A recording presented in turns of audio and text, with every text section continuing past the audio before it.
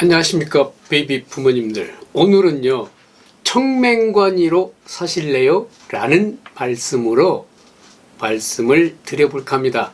청맹관이는 눈을 멀쩡하게 떠 있는데 앞을 보지 못한다는 사자성어지요. 어리석은 사람을 빗대어서 일컫는 말로 쓰이기도 하지만 베이비 부모님들은 이러다가 70도 못 되어서 청맹관이로 살고 싶으십니까?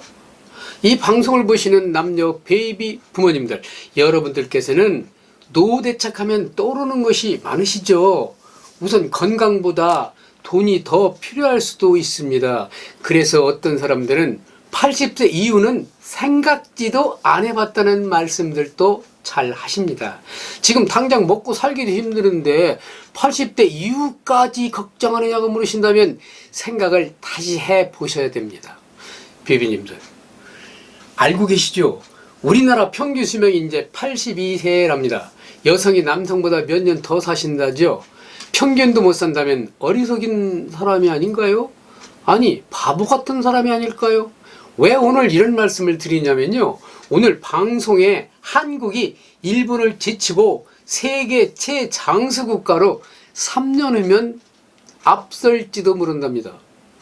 그러면서요, 혹여 노후 준비가 잘 되지 않은 사람은 오래 사는 게 힘들 것이다. 100세까지 살게 된다면 재앙이 되고, 속된 말로 재수 없으면 100살도 더 산다는데, 비비님들, 이 말을 어떻게 해석해야 되겠습니까?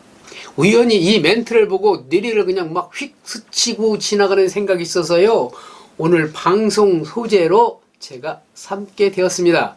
고려대학교 박윤성 교수님은 58년 개띠가 97세까지 살 수 있는 확률은요, 남자가 43.6%, 여자가 48%랍니다. 쉽게 생각해서요, 지금의 58년 베이비 부모의 상징이신 개띠들은 웬만하면 100세까지 살 수 있다는 뜻으로 해석할 수 있습니다. 그러나 오늘은 수명에 대한 이야기는 아닙니다. 이미 장수 국가가 됐다는 사실은 다 알고 계시잖아요. 그런데요, 장수 국가에서 장수하는 노를 보낼 수 있는 방법 중에 하나가, 그것도 제일 중요한 돈에 관한 문제, 그 돈을 잘 쓰고 관리하는 방법을 오늘은 서울신문 기사를 주로 보면서 말씀을 드려보겠습니다. 이 표를 보시면요, 은행들은 2010년 이후 10년간요 모두 750개의 점포 문을 닫았답니다. 코로나19로 비대면 서비스가 주목받는 올해에는 상반기만 117개를 없앤다는 소식입니다. 다 없어져요, 이제 은행이. 목적은 뭐겠어요? 비용 절감이겠죠. 앞으로 문 닫는 은행 점포가 속출할 겁니다. 은행 점포를 없애는 것이요, 노인 인구가 많이 늘어난 동네일수록 폐쇄 지점이 많은 것으로 나타났습니다. 시니어들 참 힘들겠죠. 기가 막히는 일이죠. 시니어들은 당연 스마트폰으로 은행 업무를 보는데 아예 모르는 사람도 있고, 있다 해도 아주 서툽니다. 소위 버벅거리는 거 보고 아유, 그것도 못하시나 하는 젊은이들도 눈에 띕니다.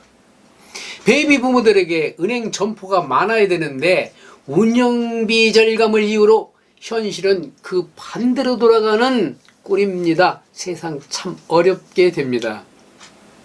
이 표를 보면요, 강남은 26,000명 정도의 노인 인구가 늘어났는데 없어진 은행 점포는 96개소입니다. 제일 많이 없애버렸어요. 강남. 노인들이 와봐야 돈 될 거 없다는 생각이지요. 비싼 땅에서 영업하려니 비용이 더 많이 발생한다는 거고, 운영비 절감에서 나온 조치겠지요. 이런 추세로 간다면 도시에서 사는 노인들은 스마트폰으로 입출금도 해야 하고, 송금, 세금, 공과금, 과태료 등을 다 휴대폰으로 사용하셔야 됩니다. 더 황당한 것은요, 현금 지폐가 점점 눈에 보이지 않습니다. 이제는요. 막 돈 세는 거 이런 거. 더 황당한 건 현금 지폐가 눈에 보이지 않기 때문에 이제 그것을 폰뱅킹으로 모든 일을 처리하는 시대에 이미 접어들었습니다. 상상도 못한 일이죠. 65세 이하는 종이 통장을 발행해 주기를 꺼려한답니다. 어느 곳에는 아예 안 해주는데 노인 인구가 급속도로 늘어나는 앞으로 5년도 안가 각종 생활에 필요한 앱을 깔지 않고는 눈뜬 장님으로 살아야 합니다. 청맹관이처럼요. 65세 이상만 종이통장을 해주고 65세 이하는 안 해준다는 말을 제가 헷갈렸습니다. 앞으로 한국의 노인 인구 비율이요, 세계 2위에 오를 것이라는 건 그 전망은 다 아는 사실이고요. 출산율 저하, 노인 인구의 급증, 앞으로 계속 경제 구조를 바꿀 것이고 정부에서는 복지 정책의 예산을 대폭으로 늘려야 됩니다. 당장 내년도 예산 보세요. 어마어마하잖아요. 복지 분야 정책이 117조 원입니다. 최고입니다. 대폭 늘렸습니다. 이건 기하급수적이고 베이비 부모들이 내년부터 파도처럼 막 노인 세대로 편입한다면 폭발적인 수요의 문제라서 어찌 보면 정말 두렵기까지 합니다. 과연 우리 베이비 부모들이 앞날이 어떻게 될 것인가 하는 생각 때문에요. 비비님들, 이렇다면 우리는 이 변화의 시대를 어떻게 살아가야 되겠습니까? 우선 휴대폰 사용을 전화기 용도로만 사용하는 시대는 지나갑니다. 폰 속에 인생과 삶이 다 들어있고요. 하루라도 없으면 그야말로 깜깜한 밤길입니다. 앞으로 더 진화될 앱들이 나와서 그걸 모르면 정말 답답하고 짜증나고 일일이 물어서 한다는 게 여간 귀찮고 어려운 일이 아니잖아요. 홀로 사시는 독거노인들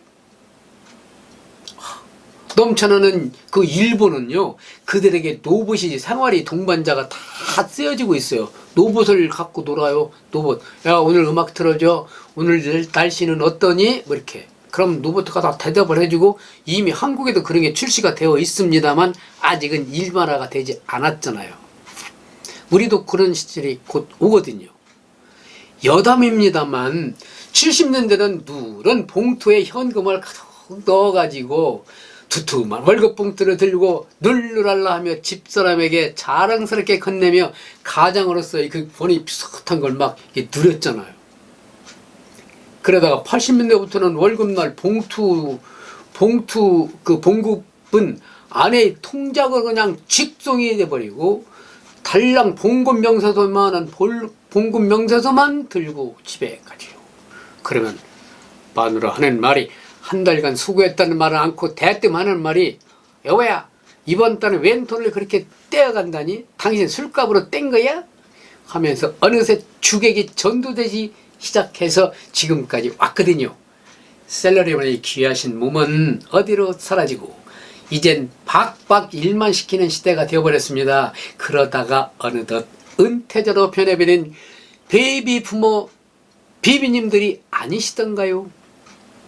은퇴라는 시점에서 인생도 바꿔놓고 생활 리듬도 바꿔놓고 인간관계도 바꿔놓은 이 시대, 이젠 비비님들이 꼭 알고 지내야 할 생활 속에서 부딪히는 문제를 살펴보는 게 주제였습니다.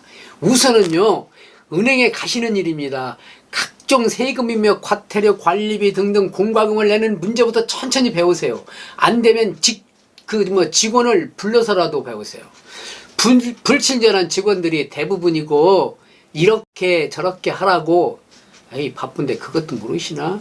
하는 눈초리로 싹 돌아갑니다. 그렇다고 안 입고 와서 못하겠다는 생각이 목까지 막 치밀어 올라오지만 다시 해보고 뭐가 안 된다고 다시 묻고 물어서 하세요. 그래도 안 되면 주위 친구분하고 가서 짝고 연습해 보시고 메모하시면서 배우셔야 됩니다. 알고 나면 별것도 아닌데 그렇게 어렵게 생각한 것은 우리들 세대는 누구나 기계치입니다. 그래서 기계에 대한 두려움이나 공포감 때문에 그걸 잘 안 하려고 합니다. 잘못되면 뭐 돈이 막 팍팍 빠져나가는 거지 않나 하는 그런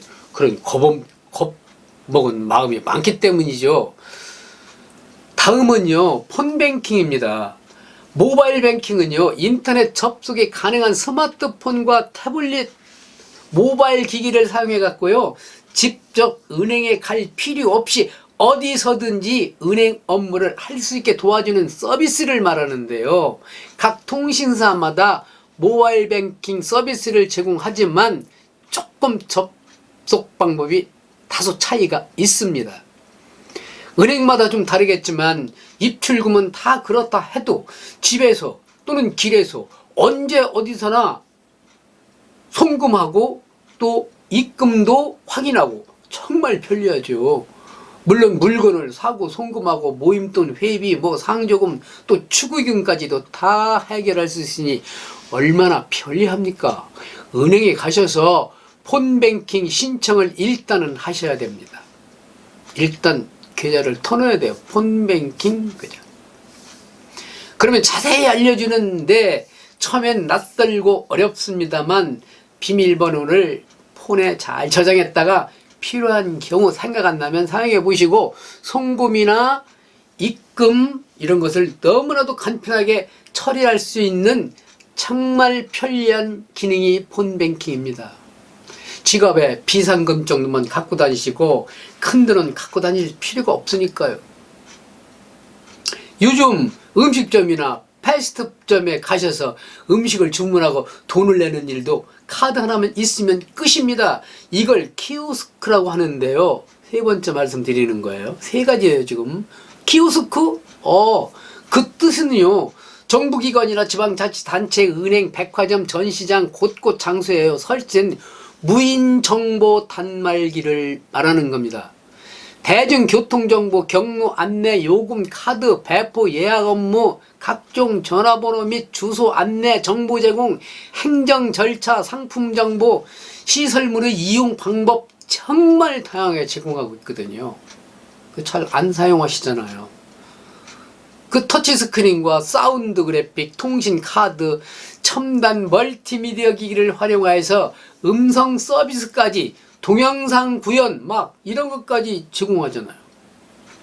정말 무인 정보 안내 시스템입니다. 키오스크가요. 키오스크. 자꾸 해보세요. 키오스크. 또 몇 번만 친척 젊은 친구나 손주들에게 물어서 해보시면 숙달 되는데 아마 한 달은 걸릴 거예요. 처음에 셀프 주유할 때 처음엔 불편한 것 같으면 막상 해보면 별거 아니잖아요. 여기에서 중요한 건요, 몇 번 해보다 안 되면 금방 또 포기하는 시니어들의 특성입니다. 아유, 나 몰라. 안 해. 귀찮아. 돈 받는 주유소로 갈래. 아니에요. 이젠 맘먹고 배워야 할 가장 기본적인 생활입니다. 이것만 알면 다른 점포나 매점에 가셔서 QR코드나 휴대폰 결제를 하시는 방법도 이제 서서히 익혀가시면 젊은이들만의 소유물이 아니고 우리 비비님들이 전용물로 사용하시는 편리한 기계라고 생각하시면 자신감이 생깁니다. 어떤 이들은 이런 걸 척척하는 저를 보고요, 의아한 눈초리로 이렇게 막 쳐다봐요. 그때마다 저는 막 뿌듯하죠. 자신감도 생깁니다. 현대식 액티브 시니어로서 그들과 어깨를 나란히 하는 것이지요. 그렇다면 우리가요, 고생하면서 살아온 인생 그 후반기를 멋지게, 아니 멋지진 않더라도 눈뜬 장님으로 사셔야 되겠습니까? 친구의 카톡 내용 하나 소개할거 아주 재밌어요. 퇴직한 나를 보고 아내는 집사님이라고 말합니다. 집에서 사는 사람이라는 뜻이죠. 어떤 땐 기분 좋으면 장로님이라 부르기도 합니다. 장기적으로 노는 사람이라고 놀리는 것이죠. 가끔씩 만나 친구들이 요즘 뭐하냐고 물으면 저는 망설임 없이 작년에 거안실업 회장에 취임하였다고 합니다.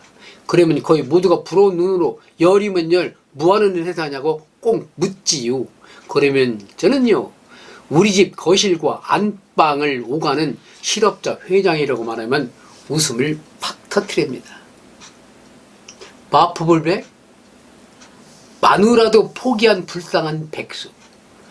마포 분역이 되었으니 불고기 백반은 아니더라도 삼시세끼 밥이라도 잘 받아 먹으려면 현명하게 살아야겠다고 생각했습니다. 그래서 우리 비비님들 생존 비법이라 생각하시고 폰뱅킹과 키오스크 꼭 배우셔서 일자리를 찾아다 크게 눈을 뜨고 성큼성큼 걸어가시는 액티브 시니어로 살으시길 바랍니다.